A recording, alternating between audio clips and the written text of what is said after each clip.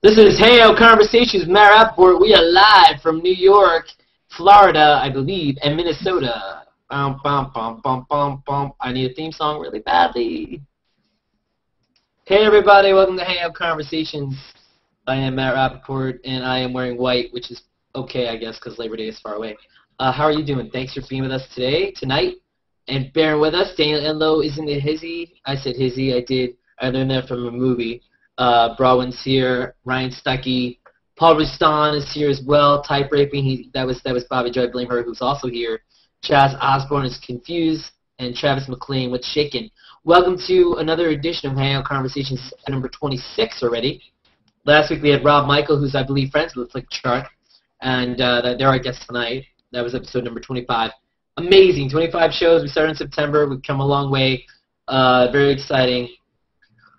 Last week's episode, Rob Michael's up for you to check out, and Conversations Plus on youtube.com/hangoutconversations or hangoutconversations.com, as well as Plustainment Show episode number 5. It's a show I do with Jane Ellen on Mondays about TV and movies, and we talked a little Hunger Games, and we'll get into Hunger Games tonight with our guests. Not that I've seen it, and Walking Dead. New features with G plus C. Hangouts have apps. Have you tried apps? There's poker. Let me click on the apps. I don't think you can see them in here unless I share the screen. But there's YouTube, Google Docs, poker, doodles. You can put some faces on yourself, which I should do right now. Let's see if that works. I've never had a face besides my own. Try the monocle and the top hat. Awesome. It's taking a long time to load. That's crazy. Eyewear and mustache. And now I look like I'm a Parker bro. No. Wait, no, I need the eye patch. Alright, see? You're on Hangout Conversations. I got a little mustache in. Google took their time to show us what we can do in Hangouts. So there it is. Now I poked myself in the eye. Ouch. There it is. Hopefully I will not be... oh, there's a remove all button. Should I hit it? No, I shouldn't. Oh, wait. Whoops. My bad. Because I didn't do that on purpose. Yeah, so there's a lot of apps. You can make phone calls and Hangouts, and there's also some slideshows. Bravo Trivia. I'm not sure why Bravo was the first channel that was chosen for the app. I don't know much about Bravo. I think it's got, like, James Lipton and Real Housewives, and I think that's about it. Or Top Chef, too, I believe. So I don't really know much trivia about Bravo. But if you like Bravo, there's Bravo Trivia. That's kind of interesting. I'm sure there are a lot more. Poker is a big attraction. Aces Poker. So if you guys want to play some poker for some fake money, and then when we run out, we can use real money to get more fake money. That's cool. That's up to you. Tonight we have two super cool, dynamic, cinematic guests, and I connected with one of them. Co-founders. They're the co-founders of Flickchart. Nathan Chase was the first one I connected with.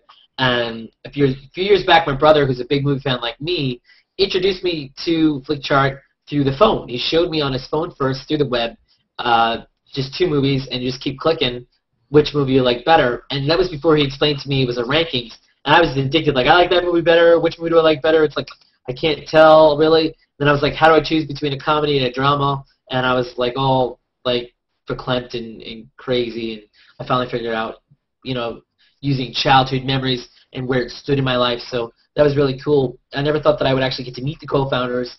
And that's a really cool part of Google Plus and how you can reach out and connect with people. Our guests tonight love movies, and the idea that I believe I read one of them saw that on IMDb that Pulp Fiction was ranked higher than Empire Strikes Back, and they were pretty upset about that. I think that was part of the reason, one of the inspirations. We'll find out about why Flickchart was formed, because they had to figure out a way for people to rank movies and use those rankings and not just IMDb's top 100 or 200 or whatever the case may be. But I'm sure it's a lot more intricate than that. I'm not sure that I believe Empire Strikes Back in my own heart is better than Pulp Fiction. I love Pulp Fiction, but Pulp Fiction is way better than the 3 crapkles, or prequels, I believe you call them. But without further ado, I'd like to introduce Nathan Chase and Jeremy Thompson. Welcome to Hangout Conversations. Thank you for being with us. We're not worthy. Oh, it's our pleasure. So let's start right there. What did the introduction, was I correct with the Empire Strikes Back Pulp Fiction thing, or is that blown out of proportion? No, spot on. Yeah? That's exactly what it was. That made your whole, like, your mind just exploded How can anybody think Tarantino's better than George Lucas? I mean, Pulp Fiction's better. Right. We allow for the remote possibility that that's true, but we just thought that maybe it would turn out differently if everyone had to compare them side by side and not only make one good, meaning Pulp Fiction, not only say Pulp Fiction's great, 5 stars, but actually say that in that same statement it's better than and Empire is worse than Pulp Fiction. Because obviously a lot of the time people miss that, by saying this one's better, you're saying this one's worse. And you got to pull the trigger and actually be willing to do that when, with 2 movies that you might love both of them. And, Pulp Fiction being the newer one, that's the other thing. We thought people were boosting it up because it just came out not too long before. Now, did you ever think about a tie option, or that would screw things up? Yeah. You have to choose. Yeah. Yeah, forget it. No way. Forget you and your silly, crazy tie things. But I mean, in life though, if you guys ever come one where you're like, sorry, it's like in your own head, it's a tie, and you just chose one, but you're like, no, never. There's no such thing as a tie. You can always figure out something about the movies that can weigh one over the other, whether it be the acting or the cinematography or the direction or lack of. There's a ton of different qualities that you can point to sort of weigh the balance one way or the other. Yeah, I have left it sitting on a matchup for probably a day and a half. Because I didn't think it was a tie, but I just knew I hadn't reached the answer yet. So that's the only thing, yeah. The answer is there, but the question is, do you want to hit F5 or Control-R or refresh the page without actually choosing it? So what is some of your processes of when you're thinking about, is it childhood memories? Is it will I remember this movie? Will I be quoting this movie? You mentioned basics, but when you get down to the nitty-gritty, you're like, do I quote from this movie? Things like that. Did I go on a date to this movie? Did I fall asleep during this movie? I built all that in. Yeah. Yeah.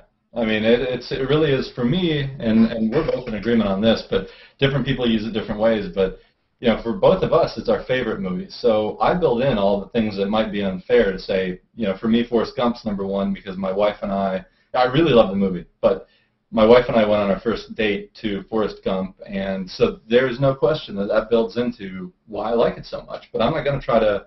I don't want to try to second guess what other people would say the greatest movies of all time are, independent of all my personal biases, because I think that's where you end up with, we're just ending up this kind of third-person, watered-down list of, yes, I think Citizen Kane is technically a greater film, so I'm going to put it at #1. No, for me, Forrest Gump is a better movie. I enjoy it more. Yeah, that makes perfect sense. What about you, Nathan? What's your #1? Empire Strikes Back. Empire Strikes Back. Okay. So Forrest Gump comes close. Is it anywhere near your top 10 or? It's not in my top 20. I know that. It might be in my top 100. I'd have to check. I think it's good. It's probably not my favorite Zemeckis. There's Back to the Future and Who Framed Roger Rabbit are certainly above Forrest Gump for me. Castaway. You're like, nothing doing. No dice. What about, and says Empire Strikes Back in your top 10, Jeremy, or top 20, or? It's in my, it's up there. Yeah, I think it's in my top 10, but it probably shouldn't be quite that high. I think it ought to be in my top 50, maybe my top 20, but maybe not even that. I have to re-rank it. I spend a lot of time actually working on the site, and I let my actual rankings kind of... you're like, I should be working, but I'm too busy ranking, right? They're a little delinquent while I work on the site, so I actually have to take some time to be a user again every now and then intentionally. But yeah, it's excellent. I love it. It's up there somewhere pretty high. Cool. Yeah, for me, Empire Strikes Back is pretty high. I noticed on my list, there's at least one movie on my list that shouldn't be my top 10 that got in there, and I think one of the things about your site definitely is, and I did today, I noticed that I wanted it to talk about Inception. And I'm like, oh, Inception, I guess I didn't rank, so I had to you can actually add a movie, and you could start ranking them that way, which is an interesting thing. I guess people do have top 10s, and they think, oh, let me just add those movies and then rank them against other movies versus, because at first I was just doing randomly. I was like, show me random movies, let me just go after random movies, But, so do you think that do you have something where I ask you what you think your favorite movies are, or not really? Is that something you think that would be helpful, or in your head, what do you think your favorite movies are, so they get added to a list, or not? I don't run your site. I'm just telling you, I just popped out of my head. You can say, F you, man. I don't. Everybody has their own idea in their head of what their favorite movies are. But the thing that we hope Flickchart does for people is that it might allow them to see that there are movies they like more than they thought, or there are movies that they thought they liked and they actually don't, based on their choices that they make. So the total list of all the movies they've ever seen is going to be different than they might perceive without having done it before. Right, and so the extent to which we've thought about doing it that way and asking them just point blank, what do you think your favorite movies are? We have discussed that, but in the sense of it'd be kind of interesting to ask people that ahead of time, let them rank a bunch and actually compare the results. Not using it as an input to the system or anything like that, or outweighing what they come up with ranking by ranking, but just to see, what do they come in, what preconceptions do they come in with, and when they actually have to make that decision, how different does it end up? We've talked about that before too, and that'd be interesting. Yeah, definitely, because I look at my list right now, my top 10, I mean, I'll go through it. Dog Day Afternoon is number 1, and I love the movie, but I don't think it's my favorite of all time. Before the Devil Knows You're Dead, so you see I'm a Sidney Lumet kick. And then we got The Verdict, Gone in 60 Seconds. Should not be in my top 10. I think it's an okay movie. I enjoy parts of it, but not my top. I mean, maybe it's in my top 200 or 300. But American Beauty is definitely up there. Almost Famous, Black Swan, That Thing You Do, Raiders of the Lost Ark, and The Princess Bride. So it's respectable. I don't necessarily know if it's totally right, but I mean, I'm guessing most of those movies, besides Gone in 60 Seconds, make your top 100, right? Maybe. A lot of them do. Are we talking about the Nicolas Cage version? Yeah, I believe that's what's there, the Nicolas Cage version. Yeah. Yeah, I don't know about that. That's not top 100. Yeah, he said apart from that though, yeah, the other ones are The other ones do. The other ones are good. But yeah, and you do have to take some time, to really refine your top 10, top 20, top 50, and we do allow you on the site to say, rather than just random movies, let me look at only the movies I've seen, or only my top 50, top 10, top 20, that kind of thing, and really refine it. And that way rather than getting this breadth, I mean, we've got 30,000 plus movies, 35,000 movies in the database now. If you rely only on the randomness, you may not see an individual movie come up enough to really vet it against all the other movies, let alone all the other movies that really are considered good. So on the one hand, it's good because it gives you a lot of time to spend, a lot of movies to discover, and you stumble on a lot of stuff that you forgot about or haven't heard of, and that's cool. But yeah, if you really want to get it accurate, sometimes you got to spend some time on the top of your list.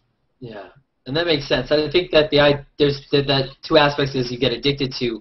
Just like ranking movies, you're not even thinking about your ranking. You're just like, I'm addicted. I'm just going to choose. I'm not thinking about what my list is going to be. And then eventually you do get to your list. You're like, oh, right. Okay, no, this is not. Wait a second. I like that movie better than a lot of movies, but it's definitely not my top 10 and things like that. So. Yeah, that's what we were going for. There are lots of sites out there that, whether in movies or other things, let you create lists of your favorite stuff. But a lot of them, at least the ones we've used in the past and the ones I've used to this day, they tend to be kind of laborious in that you have to go in with this mission of creating your best movie or your best whatever it is, but in this case movies, and you want to think of everything you've seen and make sure it's in the right order and drag titles around and all that sort of stuff. And we wanted to make it a sort of really fun, interactive, addictive experience. It's kind of a game-like. And before you know it, at the end, you're ending up with something that's a pretty respectable representation of the movies you like the most, without it being a mission that you feel like is a chore. Right. Well, what I found more interesting than the rankings, like I said, is like every battle or fight or whatever you want to call it has a discussion to it. So I was actually going into discussions and seeing what people said, because and then you could even go to the discussions, and I believe you could search for. I was trying to search for, I wanted to see Inception versus Matrix. Is there a way to search for that specific discussion? Or I wasn't sure. Any movies page will list the most popular or most recent discussions for that movie. So, you could look at Inception's page, and then it would show every single discussion that Inception's ever been a part of. So that would probably be the easiest way to get to it. Could you bring up your own, if you wanted to bring up a battle, if you said, I want to go bring up Inception versus Matrix, can you physically do that or not yet? You can, you just have to know the URL structure. Yeah. Okay, cool. Well, yeah, you got to have a little hacking going on in the URL. It'd be nice, we do want to add an easy way to do it. So you name one movie, you name the other, you hit go, and you're at that. That's awesome. Yeah, I mean, we'll add that. For sure. So let's talk about that Inception versus Matrix, because that's a big one, and I like both movies, but for me, it's Matrix. I mean, but a lot of people choose Inception. What do you guys? Matrix. Both of you, yeah. Number two. Number two. So do you think, to me, Inception I felt like had way higher expectations, and like the trailer's amazing and it's visually amazing, but I just, at the end of the day, I saw Shutter Island, if a prequel or whatever you want to, that's what I think. And I'm just like, it's like, I don't really care about Leonardo DiCaprio, and what happens to him it wasn't as cool as I thought it was going to be. I mean, I understood it, but anyway. I thought it was actually really great in terms of being the best Christopher Nolan movie. I think it's better than the Batman films. Better than Memento? Yeah. I felt like it was a stronger film overall, for sure. He was firing off all cylinders there on that movie, and I liked it a lot too. Yeah, I did, but there's no question. I mean, it's not going to beat The Matrix. Yeah. Matrix, one of those movies that I really think that there's not 5 minutes of film wasted in The Matrix. Maybe not 3 minutes. I mean, it's just it's nearly everything just fits in place, and everything is just about perfect in that movie. And if only the same could be said about the sequels. If only, yeah. I have no idea what he was thinking. I mean, what they were thinking, like why? Yeah. I mean, I think like in the sequels, they're like, how can we just do some cool fight scenes and yeah, the question is whether the sequels even drag down the original because they're so terrible. I don't think so, but some people do. Some people. Are there other people in the room with you right now? Because there are people off camera. Cool. Yeah. Awesome. Well, we have an entourage. Yeah. If you want your entourage on there, that's cool. A lot of people. Ryan Stuckey seem to be really liking you guys. Monica, who's is a hangouter, she has a lot of questions. Hey, Monica, thanks for watching. We got a couple of parts, 3 parts. First, The Hunger Games. Have you guys seen The Hunger Games yet? Yeah, I have. I haven't. I haven't either. I guess there was controversy about it being edited down to get a PG-13 rating. What do you think about that? That's it. That I know about King's Speech. Like King's Speech was R, and they after when the Academy Award they took out the F word and made it PG-13, which I thought was blasphemy. But so what do you guys think about those kinds of things for more money or exposure? You know, I think that I wish I had seen the R-rated version too, because it's definitely R-rated material. I mean, there's no getting around the fact that people are getting speared and you know, eaten and, you know, all sorts of terrible things. I mean, it's certainly there. It's just that they do these little subtle tricks to kind of cut away right when somebody's getting stabbed or sliced or something. They see a little blood splatter kind of thing. And I didn't think it came off that well. I liked the movie overall, but I also read the book first because my wife made me. And but it was good. It was a good book, and it's a teenager book, right? It was for teenagers. It is, but and that's why it surprised me how few punches it pulled with the violence in it. It was a pretty violent book, and I'd be interested in hearing from people who saw the movie, hadn't seen the book, and what they thought of it, because as usual, having read the book first, it just so much was skipped, so much was sped through, and I don't really mind so much the parts being cut out entirely. I expect that, but the parts that just seem like they're given such short shrift for big cornerstone elements of the plot that really invest a lot in the characters, it kind of reminded me of seeing Serenity after Firefly. Mm-hmm. It just, Firefly was so much richer and better, and Serenity, I thought, just characters die, stuff happens to them, and you don't want to see a character die who's a protagonist, but you don't care that much. On the other side. But for a movie, that people seem to love or getting great ratings, but also comparing it to Twilight, is that there's no way you can mistake Hunger Games for Twilight, right? It's not even the same.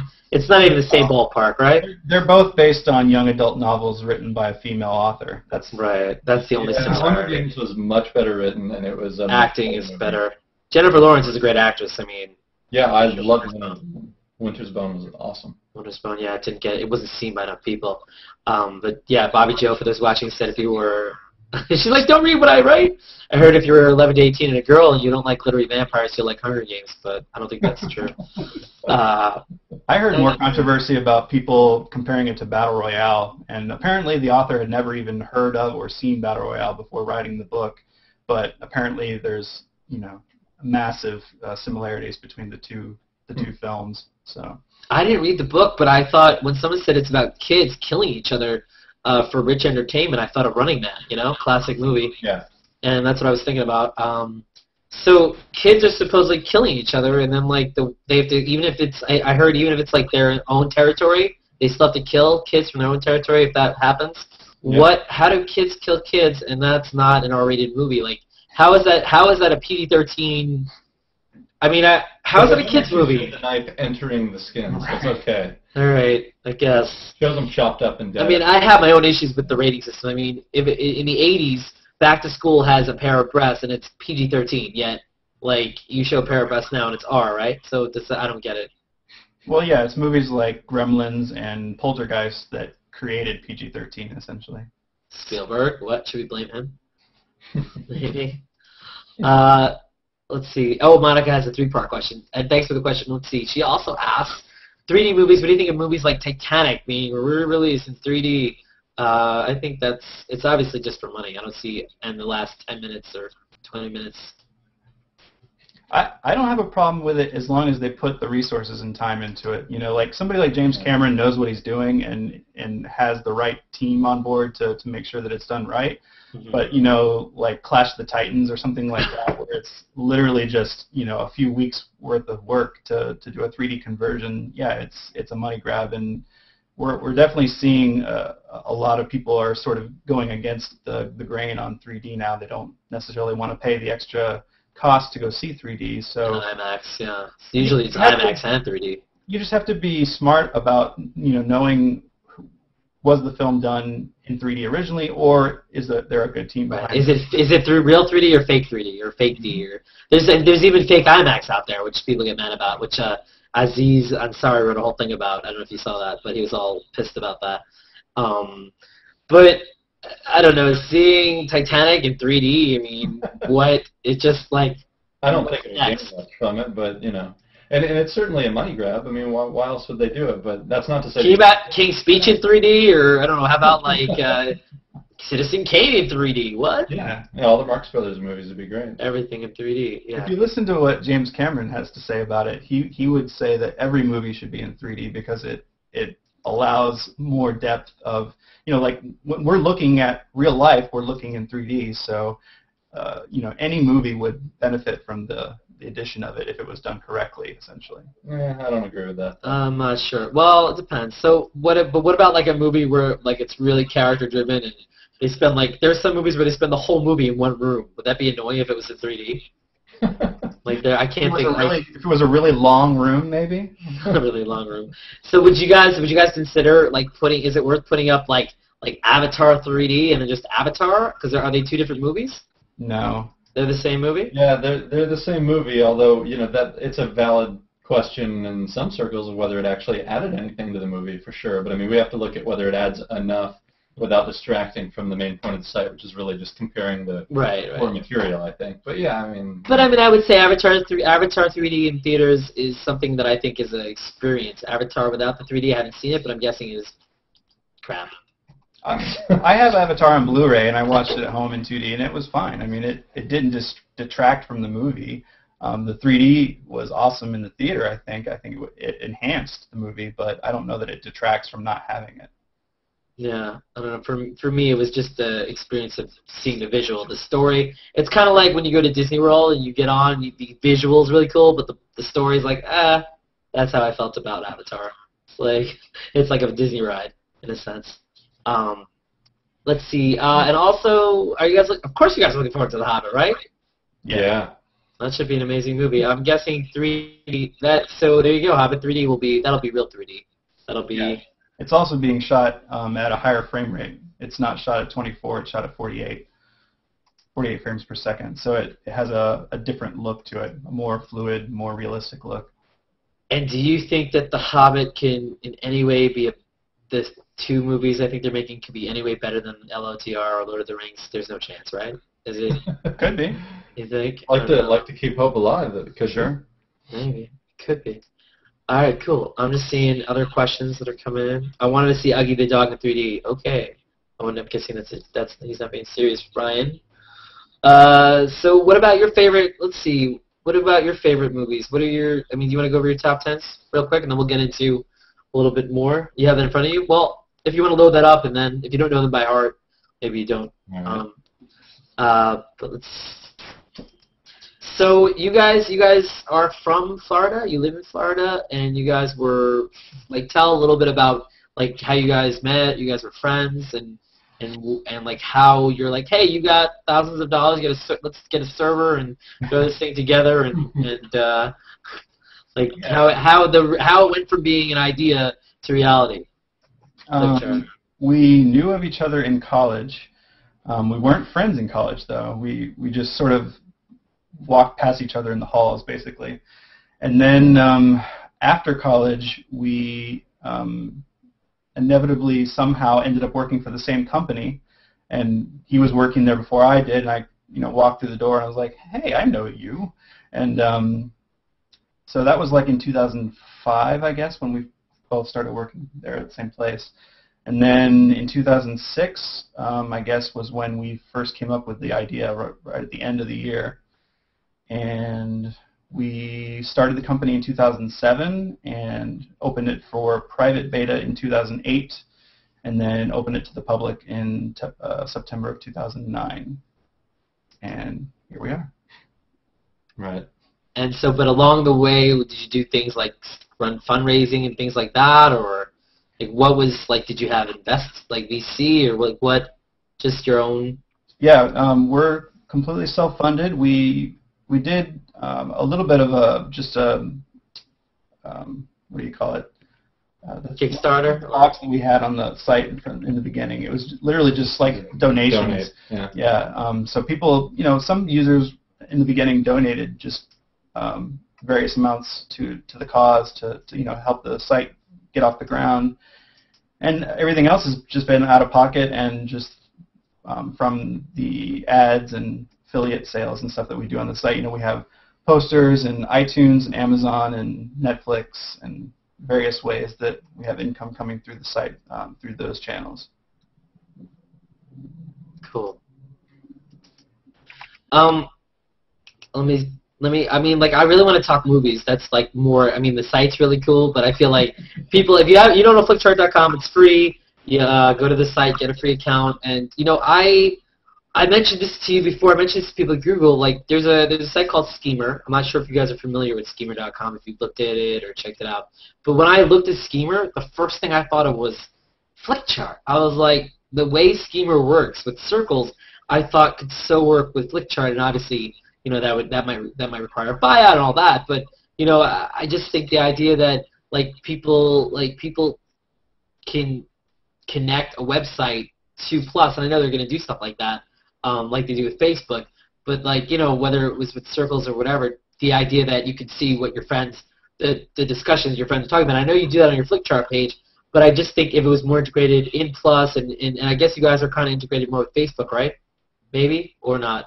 Maybe not. To some degree. Yeah, a bit. We're going to try to develop and round out our own social features a lot more. That's the next kind of dimension that we want to go into. Like you said, we have the discussions, and you can friend people and comment on their profile and things like that. But we want to build that out quite a lot. And obviously, there's a lot we can do in terms of recommendations to other people, sharing things, movie night. When you find out that I and my friends haven't seen these are the best movies that we haven't seen, so let's do a movie night and figure out the best adventure movie or sci-fi movie that none of us have seen. Let's just go ahead and get it and watch it tonight. That kind of thing.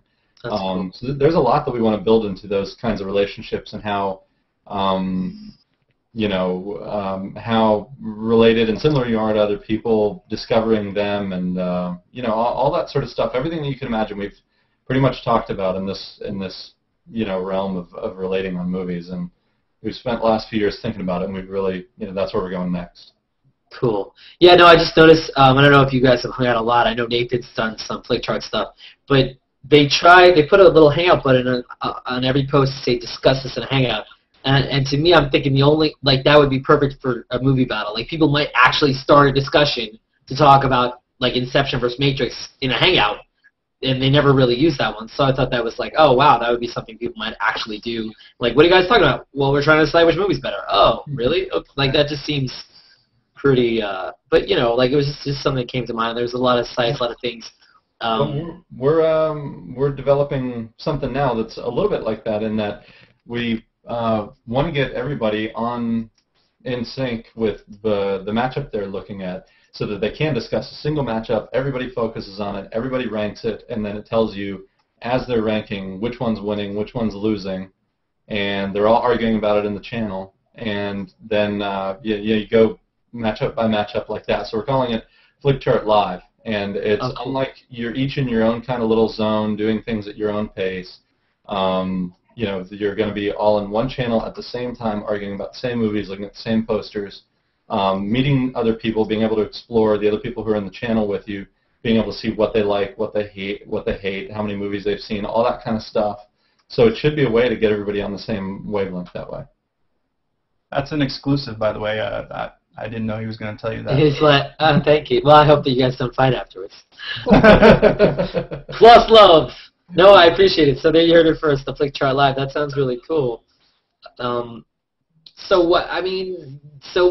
social, so you guys do have Twitter and Facebook and you have a YouTube. Someone's actually asking about YouTube about video, are there plans to link the, Shane Corning, thanks for watching. Are there plans to link the mashup fan videos, funny videos that are already existing on YouTube?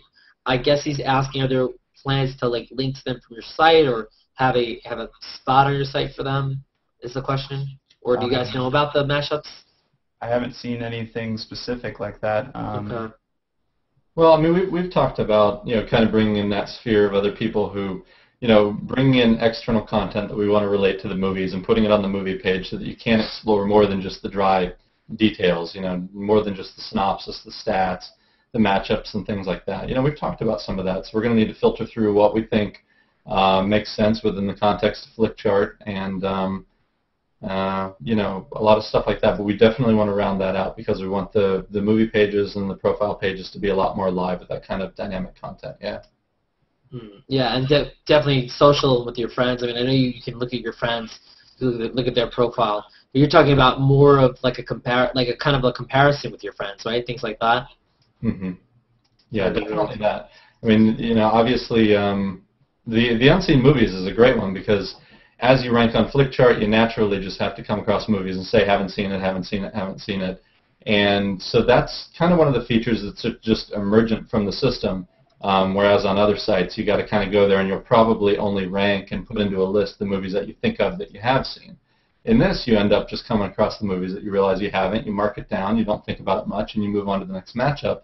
But in the background, we're storing all that, and we'll be able to tell you the best movies according to other people that you haven't seen, the best movies eventually according to your group of friends or people similar to you, people who like the same directors, same genres, same time periods, the things that they really think you're missing out on if you haven't seen it. It's funny you mentioned that, the list of shame you call, or not the list of shame, well, it is list of shame, yeah, a.k.a. the best movies you haven't seen. I do have, now for me, all the movies on this list, I've seen parts of. So you know how there are movies out there where you're like, oh, I've seen like a scene here, a scene there, but I haven't seen the whole thing. And to me, it's like, I haven't seen the movie from start to finish. For the most part, I count it as not being seen. Right. So, even though some people might not. So, yeah, I do have WALL-E on there. I have Shaun of the Dead. I have Fargo. For some reason, I have Toy Story is on there for 5 times, which makes me think that I'm really an asshole for not watching Toy Story, which means 2 or 3 I haven't watched either. It's funny. Up, I saw at New York Comic Con the first 45 minutes. I never bothered to go back and watch the whole thing. American History X. Again, I've seen parts where like people's heads are bleeding, but I've never seen the whole thing. But yeah, what? So should I be ashamed? Those are pretty bad. That's pretty bad. I haven't seen those, right? I don't know. We've all got pretty bad ones. Yeah. The first sort of hurdle is to get past the top 100 on Flickchart, and if you've seen all the top 100, then you're doing well. It's cool. We actually had a sports movie discussion 2 nights ago, which was interesting, to worst movies, sports movies, best sports movies, and then trying to decide, well, what counts as a sports movie? Like, is competition a sports movie, or does it if it has a sport in it, but it's not really about sports? Is that like it's like trying to decide. It's like what's like martial arts? Is that sports or is that its own genre? I mean, do you guys think about that kind of thing, like with genres and like how how does it? Everyone has their own idea. Yeah. Oh yeah. We've had a lot of debates about how genres should apply and things like, if it's a black comedy or dark comedy, is it also a comedy? If you look at something like Fight Club, it's got funny parts in it, but do you consider it a comedy? Maybe not. When you look at stuff like Airplane or There's Something About Mary, those are comedies, but you know, Fight Club might not be in the same realm. But then you have to figure out, okay, so everything that's a dark comedy, you have to sort of pick and choose based on whether or not it's too dark to be considered a comedy or not. And that's very subjective, and you know, we're trying to be objective as we apply genres to various movies, so it makes it difficult. We sometimes have to consult with some of the users and try to get a sense of what people think, and it's tough. Can we go back? Wait, let's go back to you saying Fight Club might be a dark comedy. Let's talk a little bit about where we're going. Now, I get there might be some satire, maybe, but tell me why you think it's a dark comedy. You know. There's funny parts throughout it. I mean, right. Tyler Durden as a character in general is hilarious. I mean, in terms of all the things that he does in the film, you know, there's the whole splicing in the pornographic scenes in the middle of the films, all the like just kind of crazy stuff that he does within the scope of the film, I think is good. Just the fight scene, the very first fight scene where he hits him in the ear. I mean, it's funny. It's not it's not supposed to be you know, dark throughout. It's got lighthearted moments that sort of make that movie interesting and unique in that way. Yeah. See, I don't agree at all. But he's not alone in this. I mean, you know, a lot of hours were burned on this argument. Well, so because you're bringing it, I'm almost thinking David Fincher, and I think Social Network. And Social Network is not a comedy, but there's tons of funny moments in Social Network. Yeah. So like I could go more with that one than Fight Club. I would be the opposite. Really? Social Network is so dour. I don't think Social Network is a comedy, but I'm saying there are parts that I found funny. So go watch Fight Club. I guess probably another one that's always been contentious is the idea of what is a Christmas movie. You know, if you look at, we have a Christmas or a holiday film genre label on Flickchart, and movies like Die Hard end up at the top because it's set on Christmas. There are multiple things that reference being Christmas in the movie. Is it a Christmas movie or not? That's the question. You know, so it makes it hard to sort of to say, you know, how much of the movie has to be Christmas for it to be a Christmas movie. That was what I say with sports. It's like how, like if it's going on in the background, but it's not the focus. And by the way, Monica said made the epic line, we broke the first rule when we talked about Fight Club. So we are out of Fight Club for the rest of our lives. But yeah. A lot of it goes to the heart of what does a user expect to see whenever they go to a genre like that. And we have to ask ourselves that to try to make the site as fulfilling as we can for the users, because the question is, Die Hard does extremely well in the overall list of movies. You know, it's a well-loved movie. Lots of people love it. It's a classic action movie, maybe the best action movie. And it has a lot of Christmas in it. So if it gets tagged as a Christmas movie, and this is a genre that it's in, does it thereby, by necessity, end up at the top of the Christmas movie? In a kind of unfair way, right? It's right. Like, and the question is, if you're then looking at it from a user's perspective, if you say, all right, it's early December, I want to kind of get in the mood for Christmas, let's find a good Christmas movie. And you go to the Christmas chart, are you looking for Die Hard? Some people might say Nathan is. Well, it's funny because like I posed this question on Twitter and Facebook, and there were tons of people that were like, absolutely, it's a celebration, it's part of our Christmas tradition, we watch Die Hard. It is. Okay. Yeah. There are lots of people who think that, but you have to look at it. Then you get into the question of what is the measure of its Christmasness, and then we can look at movies like A Christmas Story and The Grinch and all these that are the Charlie Brown one, and all of these that are more Christmassy. They're centered around the whole premise of Christmas, whereas set dressing in Die Hard. That's what's great about Hanukkah. Like if Hanukkah's in it, it's definitely a Hanukkah movie. You don't have to worry about even thinking about it. 8 Crazy Nights, I think, is probably the only one. So yeah, it's interesting. And you guys have all these genres, all these charts, like top 10 movies all time. That's all based on user rankings, right? Yeah. All the charts are derived from all of the rankings made, and we've got somewhere around 165 million total rankings now. Nice. And so how many users does that equal? 125,000 users, give or take. Awesome. And it should be way more. Yeah, and you guys said 2009 you guys were officially in beta. You were out there. Mm-hmm. And so since then, what social media basically has I mean, you guys have been written up by Mashable and TechCrunch and all these, you know, websites. What was it that really like Facebook, right? Facebook, he sent Facebook out there to all the emails, and then it blew up. What was it that, like, do you blame, not blame, but do you say, what do I blame my success on? How would you say it took off? Like Facebook, or what was it like that really got attention of people? It was definitely social media at its root.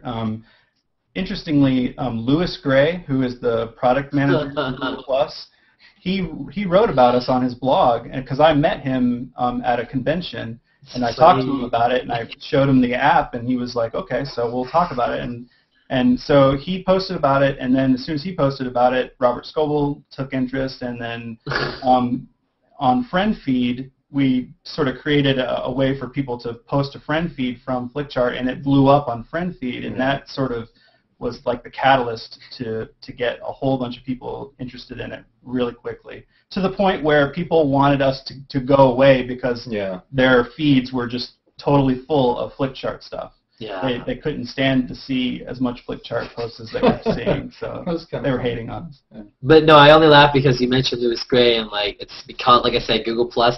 Like Louis Gray, I mean, someone I just have talked to, hang out regularly with. So I just, it's amazing like what this space has done, brought everyone really closer together, like where they're not like far off. Like in Twitter, it's like, all right, that's Scoble or that's this person, but now it's like, yeah, I hung out with that person or I talked to that person. Like everyone's on a, maybe it's like the playing field gets smaller where it feels like everybody kind of knows each other in networks, and it's not like, oh my God, that's Robert Scoble, or oh my God, Louis Gray. It's like, yeah, it's Louis Gray. You know, which is interesting. More real. Yeah. When you actually meet them in person, they become a human being. So right. You find out that they poo as well, which many people didn't know about Robert Scoble beforehand. I was going to bring up Chris Pirillo, who I've had on the show. He actually, it's his belief that Return of the Jedi, sacrilegious as it might be, is better than Empire Strikes Back. That's his opinion. Yeah. He's misinformed. I think he said that. If I'm misquoting you, Chris, I'm sorry, but I believe he said that. I believe, and it's not because of the Ewoks, but. But I don't think it's a terrible movie. I just can't put it. I like it, but I can't put it above Empire. So again, we mentioned 3D. So when Lucas goes like this, like, so is Return of the Jedi the way we in the theaters versus Return of the Jedi with all the tinkering? Are they the same movie? The way I always position it to users is whenever you're ranking a movie, you rank the version of the movie that you prefer the most. So if you're ranking Apocalypse Now, you're either ranking the redo version or you're ranking the theatrical version, whichever one you prefer. Or Blade Runner. Yeah, there's like 7 cuts of Blade Runner. So whichever one you think is the best Blade Runner, that's the one you're ranking. And you mentioned Blade Runner. It's interesting, too, because there are a lot of movies, as everything gets so fast-paced as we go along, people, like kids, go back and watch the original Star Wars or Blade Runner, and they're like, oh, my God, it's slow and it's boring. And you're like, what? Is that just a product of the new generation? Or like, what do you guys, have you heard that, where younger kids or younger people will go back and watch these classics and, like, say they were slow and boring? I'm sure. I've heard that. I mean, it's always going to be that way. There's always going to be a generation gap in terms of how they appreciate special effects at the time and things like that. You look at Star Wars and they might compare it to some CG film that just came out and say that it looks shoddy and poorly made, but but then there are people. What do they know? There are people our age who are what do they know? You're right. But it's you don't know anything. Our age looking back at Citizen Kane and things like that too. I mean, we're not immune to it either. Yeah, I guess, but I hear what you're saying. Although Citizen Kane was made in the 30s, so I would think the time gap's a little bigger, but maybe we're getting closer to that time gap. Well, there are people that won't watch black and white films because they're in black and white. I mean, even though that's what won the Academy Award this year, so. And I think that was the first film to ever win the Academy Award that had no words, maybe, or for Best Picture. I'm not sure. I know Jazz Singer didn't, but I don't know. What about, do you guys have Oscar movie rankings? Does that come up? Like when, yeah? Yeah, we have the Oscars and Best Picture winning, Best Picture nominated. We have foreign language nominated. We have a bunch of different categories of ways to rank just those films. Yeah, you need to rank Oscar hosts. That's what's next, right? That's kind of nice. Do you guys? So there is a way for you guys, and maybe you do this on see if it based on people's rankings. There's a way to find out what directors they prefer, and what actors they prefer, right? Well, we haven't formalized it yet. We're actually looking at some of the algorithms now, and we're coming up with some pretty interesting ones. And we have some people who have we've run it by, because it's kind of one of those things that you have to make sure you get reasonably right. And we don't want it to just be a terrible thing. So we've run through a few different versions of it, thrown it out there for some people, and said, all right, if you were to, if you were to pick yours, does this seem like it might be about what you'd pick? And it seems like it's getting pretty close. We've looked at that for directors, actors, all that kind of stuff, and we're getting pretty close to where we'll formalize that, put it on the site, and make it a feature. Because it's something that's really, really interesting emergent data that we'd love to pull out of there and be able to then relate to other people who say they like these same actors, who are some people that you're missing, or directors you really ought to focus on, or you may not realize who the director was of these 10 movies, but you loved all of them, and by the way, they have another 10 movies you haven't seen. So we want to kind of get there with all that stuff, yeah. Yeah, and I don't mean to push you guys. I'm not trying to whip you guys. I'm just saying, yeah. It just seems to me, because I mentioned I saw Lumet twice, and it's just it's interesting. Am I saying his name wrong? It is Lumet, right? Now Lumet. Yeah, right. I always say names wrong. I'm like, what am I doing? I shouldn't say his name wrong. Do you guys ever think about really indie films, or even specifically? I know you guys have Netflix. Maybe this is just ranking what's on Netflix streaming, things like that, or Hulu, and specifically at the time. Or we definitely would like to do that, to where you could rank just movies that are on Netflix. Or we definitely have certain sort of genres that are specific to indie films. Like we have a mumblecore genre, and some things like that. So there are definitely ways to get to those indie films, and we have film festivals.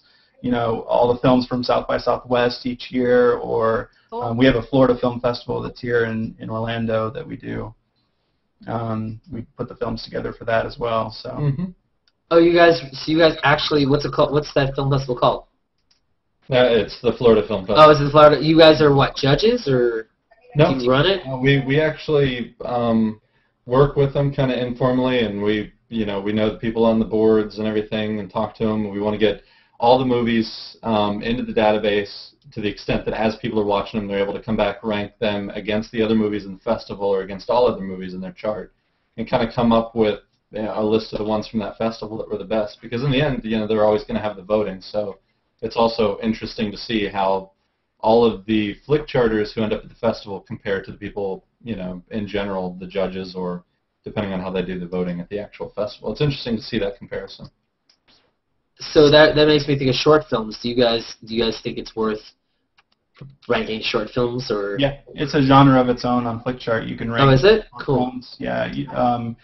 There's a lot of sort of gray area when it comes to films, in terms of, do you allow all the direct-to-video movies to be considered films? Do you allow miniseries to be considered films?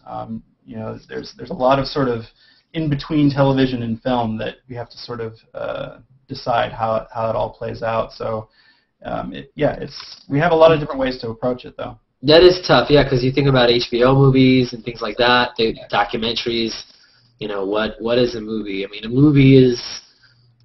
Should a movie be defined by being played in the theater or not? Maybe at one time it was, but maybe with all the new technology and all the new ways, it shouldn't be, right, anymore? It shouldn't be just it had to be a movie theater. There are some films that are premiering online, that have never been in a theater before. So. And might never will be sometimes, so, okay. Mm-hmm. Which is interesting.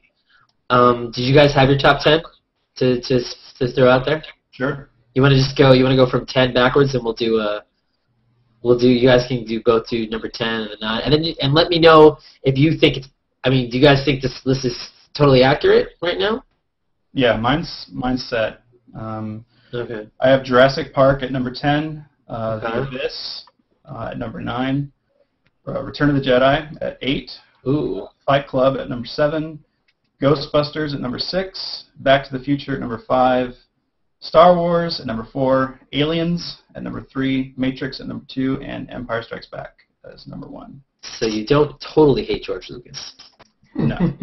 Not totally. Cool. I'm a huge fan of the original Star Wars trilogy. So from what before you go, Jeremy, from what I heard, it sounds like most of your list was sci-fi in a sense, right? Yeah, I'm pretty huge on sci-fi and action in general. I would say probably most of my top 100 is in that realm. I mean, there's definitely a few comedies here and there and different types of genres, but yeah, it's pretty sci-fi heavy.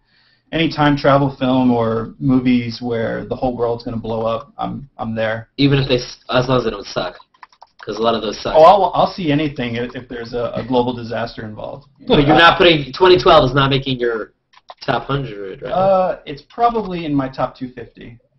Okay. All right. So what about? Let me ask you this: The Hurt Locker, is that in your top 100? I don't know. I don't think so.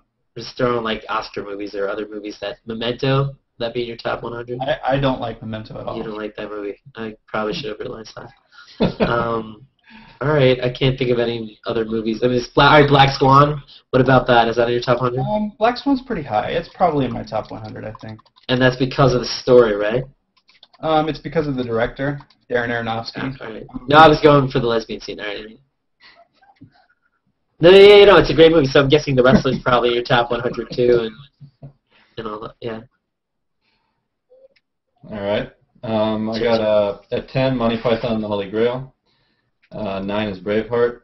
8's Office Space. 7's The Good, the Bad, and the Ugly. Then Duck Soup at number 6. The Matrix at 5. Airplane at 4. Lebowski at 3. Back to the Future at 2. And, of course, Forrest Gump at 1. So you guys only like each other. Back to the Future is your only link. You're like, you guys can quote Back to the Future nonstop all day. Sometimes I feel like me and Matthew are like that. Just kidding. I love you. Back to the Future. Yeah, it's always fun to quote Back to the Future. One of the things that we added to Flickchart about maybe a month ago now is the ability for you to look at any other user's page, and you automatically can see those top 5 movies that you both love. So it'll actually aggregate just the two of you and say, what's the best movies that you both love? And you can do that with any user on the site. You can actually do it with groups of users. So if you and Bobbi and 5 other people all had accounts and you all had rankings, you could actually see what's the best movie just from the small group of you. Or you could see what's the worst movies, or what's the best movies you haven't seen, or best action movies from the 1980s that you haven't seen. There's tons of possibilities there. Cool. And so, Jeremy, your list is more comedy, more lighthearted. For sure. I don't like depressing things. What'd you say? I don't like depressing things. No. So Schindler's List, not in your top 100? You haven't seen it. That's on my list of shame. Oh, your list. I know, because you have like a guilt list, right? Like a guilty pleasure list. What's that? Yeah. You said something about a shame list. Is that like a guilty pleasure list of movies you won't admit that you like, but you do? No, but we've looked at that too, and I definitely have those, like the. I can't just limit it to 10. If you're talking about 10, like I can't have Bernie's Weekend on there. Right.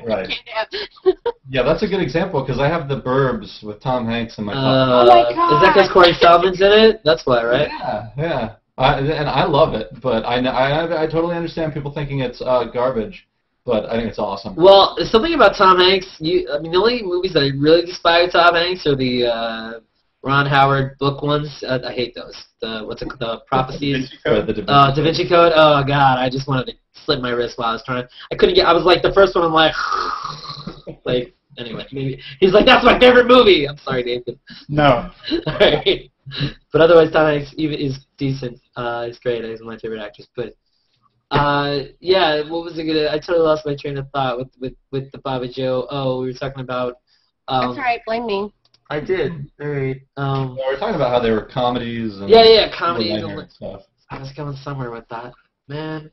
Let's go to a question. What would you guys say is the worst possible movie of all time? Is there one, or do you have? Is it? Can you look at your 10 worst, or? There's an aggregate of all the users deciding which the worst movies of all time are. Okay. I don't know what it is off the top of my head, but it's probably something like Glitter, Crossroads. You actually saw those movies from beginning to we didn't see them. We're just saying. Oh, okay. I thought you were saying your worst. Yeah. Okay. No, we haven't seen those. Okay. My absolute lowest film is The Love Guru with Mike Myers. That's my bottom film. So let me ask you this. Did you see Love Guru because Mike Myers and Mini-Me are in it, and you're like, how could this not be good? I saw it because Mike Myers was in it, and I wanted to see, what it was like, and yeah, it was just absolute train wreck. Because the trailer looked a little like a train wreck. I still don't even know what it's about. Like, he's a love guru, but there's hockey. Mini-Me. Yeah. Isn't Justin Timberlake in that movie too? I have no idea. I don't want to remember. Yeah, it's one of those movies where, like, I saw that movie on the plane and it was so bad I walked out. So it was one of those types of movies. I believe it's easy for me. Bill Cosby should not make movies. Leonard Part 6, Ghost Dad, 2 movies that were terrible. Spice World I was dragged to really bad, and Addams Family Value, the sequel, just god awful. I like Addams. Yeah, you like the sequel? Yeah, I loved it. Yeah. You like it better than the original?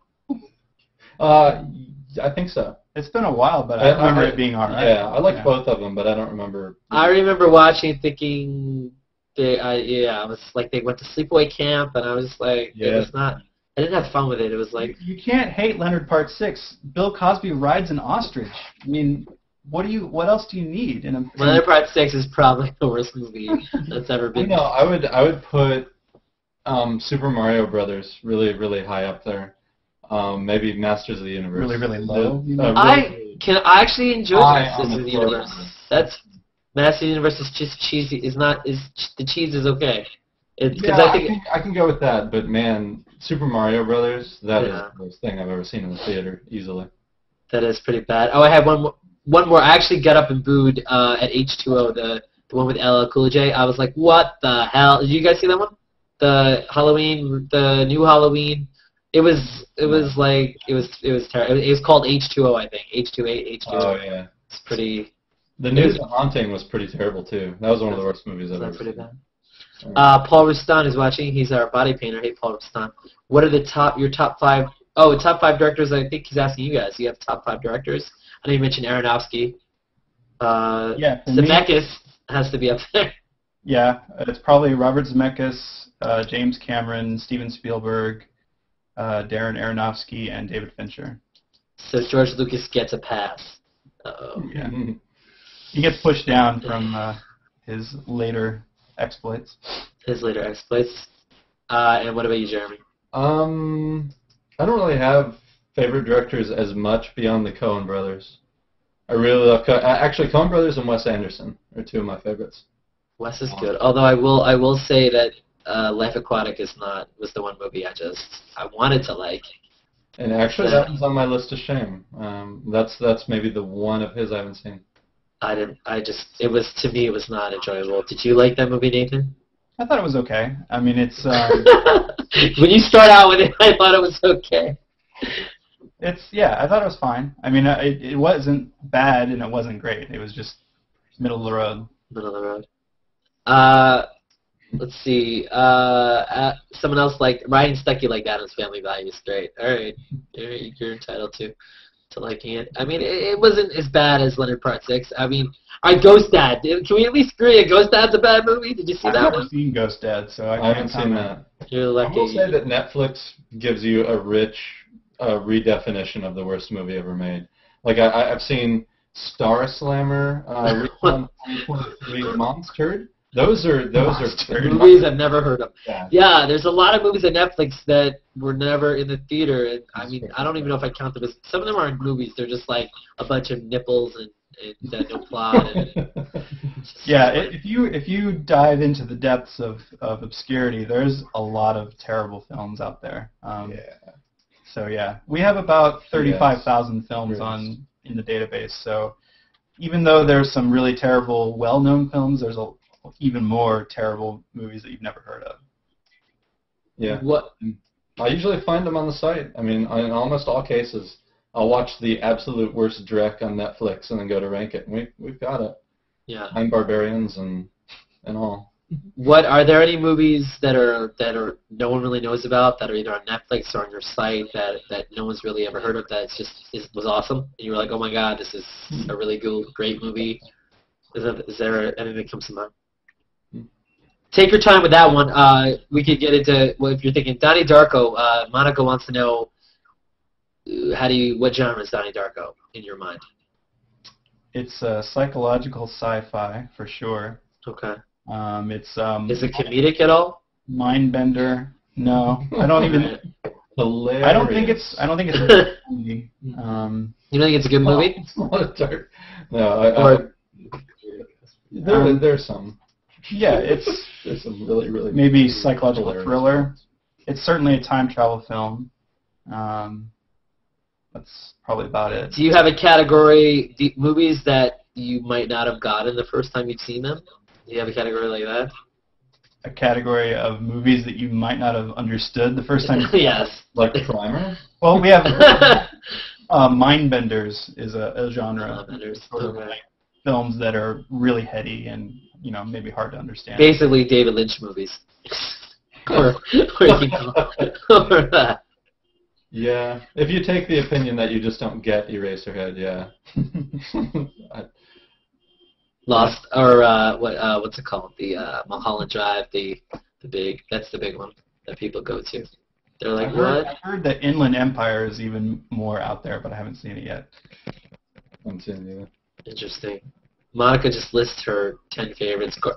We can criticize her. Garden State is number 10. Did you guys? All right, let's go. Garden State, is that? All right, should we say it's top 100 or a movie you liked? I liked it. I liked it. Nathan liked it. What? I liked it at the time, and I don't know if if I were to rank it now, it would do that well. But yeah. I haven't seen it. I was working on the site. Oh, yeah. I was just programming, so I haven't seen it. He's like, I won't see that movie. Natalie Portman's in it. Does that matter? Okay. Lord of the Rings. Oh, all three are Lord of the Rings. We don't talk about Lord of the Rings. Gandhi. Haven't seen It's it. a classic. I loved it. That's the shit I haven't seen. Yeah. Ferris Bueller's Day Off, Awesome. of course. La Vie en Rose. There. Easy A is on there. I've not seen Easy A. That was on Netflix. Wow. Now, so Easy A is one of those. Isn't it like, okay? So there's these movies that with Scarlet Letter, right? So basically, that they take the classic novels and make them into these modern movies. Do you guys hate that, or does it ever work for you? It works sometimes, but not in that movie. No, I want to see it. I haven't seen that one either. 10 Things I Hate About You. Is that better? Yeah, much better. It's much. Did you say it's much better? Wow. Oh yeah. Easy A must be really like an F. And then Donnie Darko. Very cool. Oh my God. So are there discussions? Like I know there's a podcast. You guys don't run. 2 guys run in LA. Mentioned before, and you must have somehow had contact with them. It's on the site. What can you tell us about the podcast? Your feelings about it? Maybe you've guested on it. Yeah. Any information? Travis and Devin are the 2 guys that run it, and they live in LA. And they actually took it upon themselves to create the podcast on their own without our involvement at all. And I found it when they posted it online, and I was like, these guys are great. We should have them on officially. And I just sent them an email and said, do you guys want to do this in a more official capacity? And they're like, yeah, absolutely. So yeah, they've done maybe 60 episodes or so since they started. So it's I know Travis has been super busy lately because he's been doing a lot of short films and different stuff lately that has kept him away from doing the podcast. But they try to get in there at least once a month or every 6 weeks or so. Awesome. I've heard it a little bit. Yeah, I mean, some of these matchups are.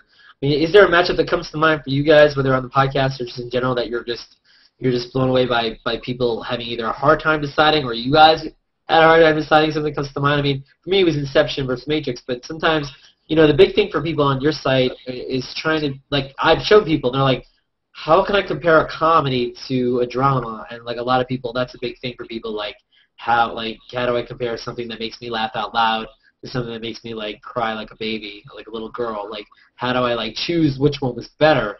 And that's the tough thing. How do you respond to that when people say like I can't choose between Sophie's Choice and like Waterboy? What?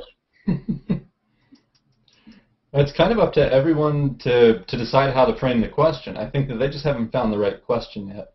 Yeah. You know, some people want to say, if you could only watch one and you could never watch the other one for the rest of your life, which one would it be? Or the whole desert island question. Or if at the drop of a hat you could watch either one right now, which one would it be? Or which one would you answer yes to that question more often than the other one?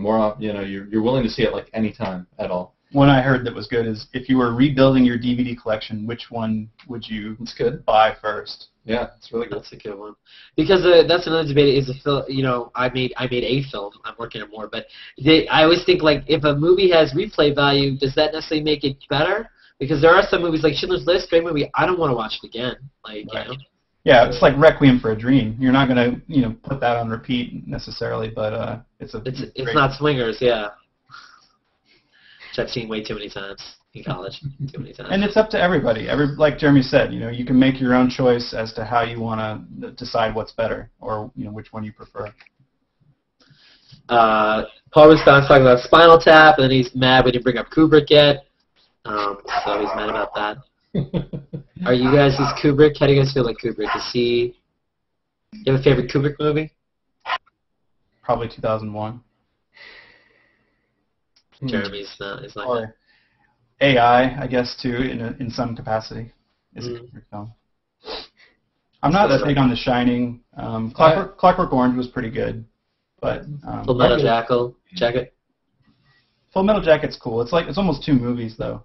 The first half of it is pretty compelling, and then the second half kind of drags on. Yeah, I really like Full Metal Jacket, and I really like. I haven't seen A Clockwork Orange. That's one of my. That's one of my. Yeah, that's one of my. Singing in the Rain. There you go. You need to watch like Singing in the Rain and then watch Clockwork Orange back to back. So I hear. There you go. So that's an interesting category. Movies that are actually the best movies that are actually two movies, like Funny People.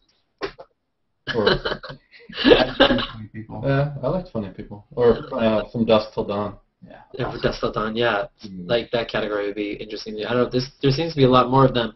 Life is Beautiful is kind of like that. Two different. There's a sort of comedy at the beginning.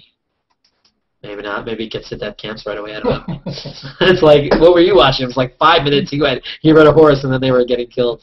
By not. Spoiler alert. The best spoiler alert movies that everybody spoils.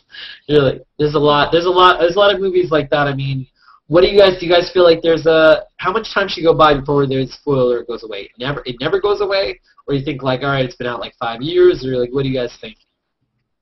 Like, I prefer to try to I'd hate to ruin The Sixth Sense for somebody. Yeah. I'd hate it. So I don't care how much time went by, because I think somebody who has something spoiled like that, they'd miss a lot, and they're never going to get it back. So I try to tread pretty lightly around that, even though I get the you haven't seen it in 12 years, seriously. Yeah, it's over. Too bad. It's pop culture. Yeah, I get that, but I try to I want to preserve that for people where possible. I haven't seen The Village yet, and I know that there's a big twist in that, so I don't want to know what it is. Ooh, what a twist. The twist is that you don't want to see it. There's the twist. That is that, and I don't know if it's a shocking twist, but that movie, Shamalama Ding Dong really stretches his, really takes that twist thing and does too much of it. And there are people that like Unbreakable better than Sixth Sense, that would be another one, Unbreakable. I love Unbreakable. Yeah. That's an underrated. A lot of people, I love it. If you compare Unbreakable to anything he made after Unbreakable. Yeah. I did like Signs, but I like Unbreakable. I like Signs better than Unbreakable. Yeah? I probably like Unbreakable more, but I like them both. I mean, and then, see, that's the thing, too. Then there are movies that are really great that end terribly. The way Signs kind of has the ending there, it's like, Yeah, I didn't like the ending. Yeah. So, movies that are all, I'm not trying to give you categories, they're just coming out as we talk. This is not like a man, this is a meeting. Our classic matchup on the site is Ghostbusters versus Back to the Future. That's the one that, for time immemorial, since we first put the site up, everyone wanted to argue about. Yeah. I was just about to ask what your most popular contested movie was. Yep. There she is. There's her face. That's it. That's it. Is there another one that comes up that you find to be odd, maybe? Yeah. What was the... there's one that's like The Devil Wears Prada versus Requiem for a Dream. Oh, that would be awesome. It has like those are both actually sort of equally awesome movies for different reasons. It's really one's strange. Very disturbing, and one's a great kind of romantic comedy escape. Right. Yeah, there's stuff like that. So what would be your answer for both of those? For I guess Back to the Future, I think, is based on your list, unless your lists aren't right. Yeah. Back to the Future wins. Yeah. Back to the Future wins for me, but it's so close. They're great, timeless movies. And what about the other one? You're like, I haven't seen those movies. Or I haven't seen Devil's Wears Prada. Yeah, I haven't seen them. I've seen Devil's Wears Prada and Requiem. I would obviously go Requiem, but yeah. Obviously. That's how he talks. What about the best? That's interesting too, to take all the movies by one director and rank all the movies by one director. Like that would be interesting to say, like rank Kubrick like we did, and rank Aronofsky. And Aronofsky did direct Hugh Jackman in Japan playing Wolverine, but he was supposed to, right? Someone else did, I think. Right. Is that movie you're looking forward to, Wolverine? Are we so comic book movies? Are we? It's like a orgasmic amount of comic book movies. Oh, sure. That's what I meant to say. Like Hollywood had the orgasm, not us. Hollywood's like Marvel, DC, money. Right. That's what I meant. I didn't mean. Yeah. Wonder Woman isn't out yet, so. It's all just a product of the effects finally caught up to be able to do the stories somewhat justice, depending on what movie it is. So the idea that now there are 3 Hulks in the movies, like, is that a little ridiculous? Or 2 Spider-Men, 25 Batman. What do you think about that? What do you think, like different actors? Is it weird, especially if they've been in more than one movie, like as that superhero, and now someone else is popping in, especially when it's been so close. Like the Hulks are in the last decade, Spider-Man is like it's so close. It's not like it was like Christopher Reeve, and then it was a new Superman, and now we're gonna get another Superman, I think, eventually. And then right, and it's not like Bond yet, where they make a franchise out of changing the actors. I like to see some longevity, to see one actor who really does it well stick with it and give us a number of movies that are good, but I think the reboots really, really close to each other is kind of dumb, but... It's not financially dumb. It's not financially dumb. Yeah, well, that's why. They save money. They're like, all right, we don't have to pay... It's like, it's Spider-Man. Of course people are going to see Spider-Man. Who cares if it's Tobey Maguire? Right. That's what they're thinking. Oh, yeah. It's also not dumb to make a sequel to something like Monsters, Inc., like they keep bringing up, but I don't want to see a sequel to Monsters, Inc. I just want to see Monsters, Inc. left alone as an awesome movie, standing on its own, and not see sequels to everything that kind of, in my opinion, often cheapen the originals. Yeah, I think like a movie like Aladdin, I didn't even know, has like 20 sequels, right? Direct to video or something like that. Yeah. Why Land Before Time. Lion King has like 10 too. It's like I exaggerate, but I would imagine that by the time we're grandparents, all the movies that we love are going to be remade. They're going to remake Star Wars. They're going to remake Back to the Future. It's inevitable. It's going to happen. And I was going to bring that up too. It's like back to remake movies that were not good. Why remake movies? I mean, like remaking. Why be compared to the original? I mean, I get. It's just frustrating as what we're doing to see the same movie. Over, at least, I mean, I get Boy Meets Girl. That's fine. You want to redo that? Yeah, everyone redoes that. But Back to the Future, like, who would be Marty McFly? Like, I don't think anybody could be. That'd be terrible. They make it because you will go see it and you will go pay for it. That's why they make it. Right. And well, let's get back to, we were talking about Karate Kid in minute 1 or minute 10 or whatever. And let's talk about, I sat through the remake, or whatever you want to call it. I don't even know if it was a remake, because it was like, is it still a remake if they totally changed? Like, things are very different? I mean, like, there's different, like, is that still a remake? Or, like, there's, like, there's remakes that are closer to the original, and the remakes like the new one has almost like doesn't even resemble the original movie, right? So Just reimagining. Right. The reimagining, all right. So reimagining versus a remake reimagining. Anyway, but so you both prefer the original, or? I haven't seen the new one, but I did read that there is no karate in the movie. It's all kung fu.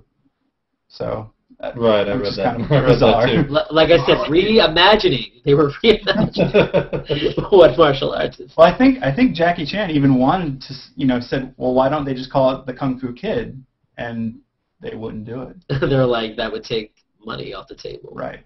See, I feel like I liked the original, but I don't know anymore. It's been so many years, and that's one that I would probably have to. I would certainly, for that one, have to say I haven't seen it on Flickchart if I got it, because I just don't think it's fair to the movie or to the movie it's against. You didn't watch it at least 3 or 4 times? I did, but I really don't. I mean, your lens as a kid and your tolerance for garbage is just so high that I don't know. I don't trust any of my kid opinions anymore. Wait a second, but you do realize the original had Billy Zabka. I mean, give me a break.